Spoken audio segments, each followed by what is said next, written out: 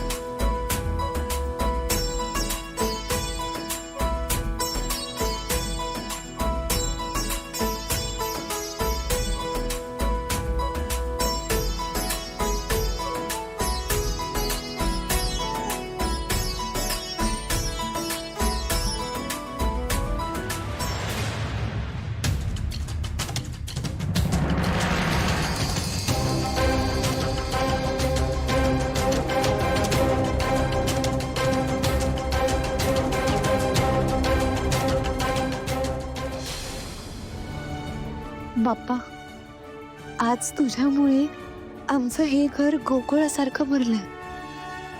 सगळ्यांवर तुझी कृपा अशीच राहू दे.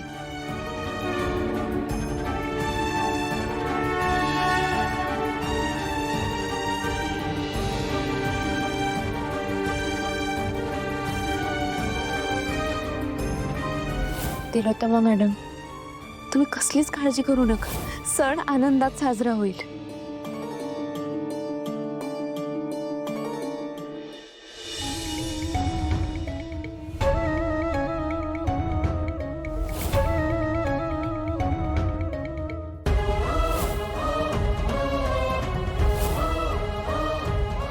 आणि कॉंग्रॅच्युलेशन्स. खूप वर्षानंतर आम्हा सगळ्यांना खूप मोठी गुड न्यूज मिळाली आहे. सांग ना, का नाही होऊ शकत आहेस तू प्रेग्नंट? काय प्रॉब्लेम आहे? माझ्यात काही प्रॉब्लेम आहे? मुलीवर माझं काही प्रेम वगैरे नाहीये. हे मुलगी जे मला देऊ शकते ना, ते अमृता तू मला कधीच देऊ शकत नाहीस. उठ. देवा, या कुठल्या वळणावर आणून ठेवलंस मला? कितीही विसरायचं म्हटलं, कितीही दुर्लक्ष करायचं म्हटलं ना, तरी यांच्या आठवणी सतवत राहतात. आई बाबा खंबीरपणे उभे आहेत माझ्या पाठीशी. सावलीने सुद्धा माझ्यासाठी यांच्याबरोबर वैर पत्करलं. शिवाय सावलीने तिचं दान माझ्या पत्रात टाकलं. सगळंच कसं विचित्र झालंय. गुंता झालाय सगळ्याचा. देवा, साता साता इतकंच मागते, प्लीज हा गुंता सोडव. माझ्या मनाला शांतता दे आणि कुणावरही अजून कोणतेही संकट येऊ देऊ नकोस. नाव काय? गणपती. तुमचं नाव काय? माझं बबलू. बबलू महाराज. जमतंय ना? न जमाला काय? प्रो. I am pro. हा जमेल. हा उलटी लावलीत पानं. म्हणे प्रो. वा वा वा. बबलू, हे तुझं काम नाहीये. तू जा, सगळ्यांना बोलव जा आरतीला.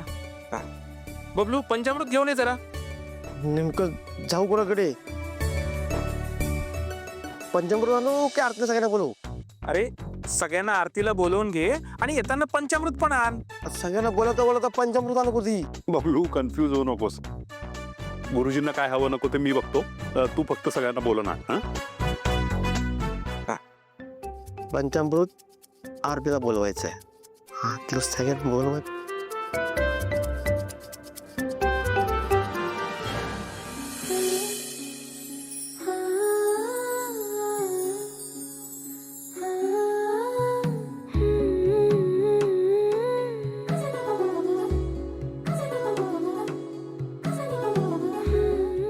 आवरलं नाहीस अजून? काय बाकी आहे सारंग सर? नाही काहीतरी बाकी आहे. बाकी झालं, आवरलंय मी सगळं.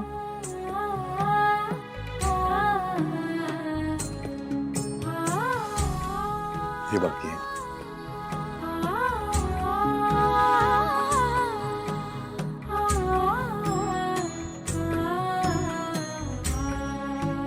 द्या मी मळते.